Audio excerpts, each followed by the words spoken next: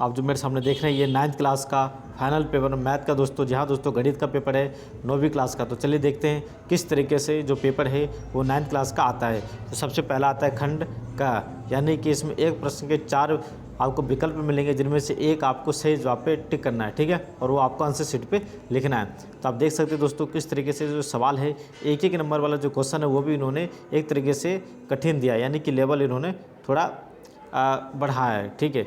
तो एक नंबर के क्वेश्चन भी आपको हैंडल करना मुश्किल पड़ जाएगा अगर आपने सही टाइमिंग का अगर अंदाज़ा नहीं लगाया, तो इसमें ही आप एक नंबर में फंसे रह जाएंगे, ठीक है। तो ध्यान रखिए दोस्तों कि सबसे पहले आप उस चीज़ को अटैम्प्ट करिए जो सबसे पहले आप अच्छी तरीके से कर सकते हैं। उसके बाद उन प्रश्नों की तरफ जाइए जिसमें आप थोड़ी बहुत जानकारी है, ठीक है, तो वहाँ पे आप कर सकते हैं।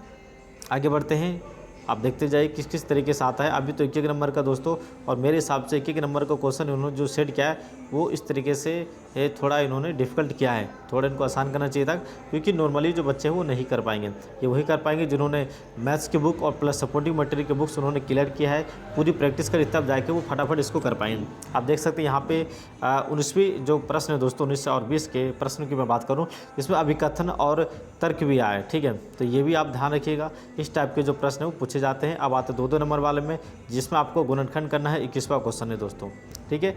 तो आप देख सकते हैं यहाँ पे आय चित्र बनाना है, ठीक है। डाटा हेडिंग से भी क्वेश्चन आ चुका है, आंकड़ों का प्रबंधन वाले से।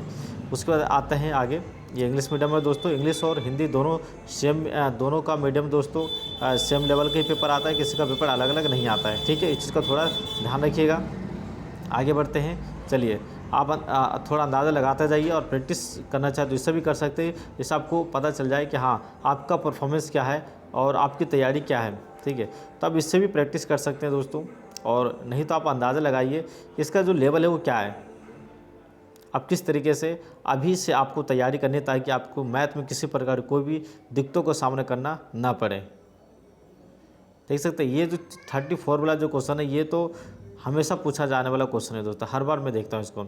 उसको 35 वाला प्रश्न देखिए दोस्तों, ये बुक में से नहीं दिया, सपोर्टिव में से इन्होंने उठा के दिया है, ठीक है। तो कुछ प्रश्न दोस्तों सपोर्टिव मटेरियल से, ठीक है, बुक में से भी हैं। तो यानी कि अगर आप दोनों अगर बुक करके जाते हो तो आपके नंबर ज़्यादा आने के चांसेस है, अन्यथा अगर आप सिर्फ बुक की तैयारी करके जाते हैं बुक से तो आप पास हो सकते हैं, उसमें कोई दिक्कत नहीं है। अब देखिए दोस्तों ये भी प्रश्न जो कुछ अलग दिया गया है, ठीक है, ये बुक में तो देखने को नहीं मिला था। चलिए आगे बढ़ते हैं, ठीक है। तो अब ये अंदाज़ा लग चुका होगा आपको कि इसका जो लेवल है वो क्या रहा होगा, और आपको किस तरीके से तैयारी करनी है, और आप किस पोजीशन पर अभी हैं, यानी कि आपकी जो स्थिति है गणित को लेकर वो क्या है।